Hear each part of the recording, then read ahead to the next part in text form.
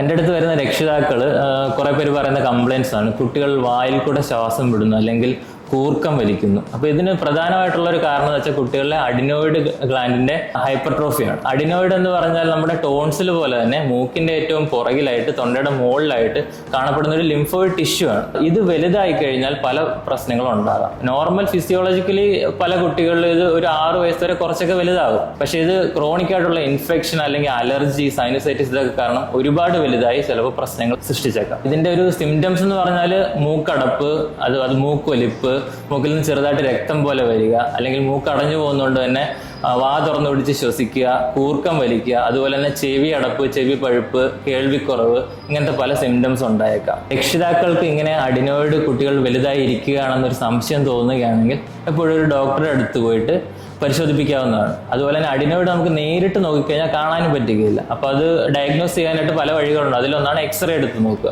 അതിന് പല ചികിത്സകളും ഇപ്പോൾ ലഭ്യമാണ്. മൂക്കിലടിക്കാവുന്ന ഏസഡ് സ്പ്രേ ഉണ്ട്. അതുപോലെ തന്നെ ഒരുപാട് പ്രശ്നക്കാരനാണെങ്കിൽ സർജറി ചെയ്ത് മാറ്റാവുന്നതാണ്. എൻഡോസ്കോപ്പിക് പവേർഡ് ആയിട്ടുള്ള അഡിനോയിഡെക്ടമി സർജറി പോസിബിൾ ആണ് ഇപ്പോൾ. അപ്പോൾ അതിന് പുറമെ പ്രത്യേകിച്ച് സ്കാറുകളോ അല്ലെങ്കിൽ മുറിവുകളോ തുന്നിക്കെട്ടലുകളോ ഒന്നും ആവശ്യവുമില്ല.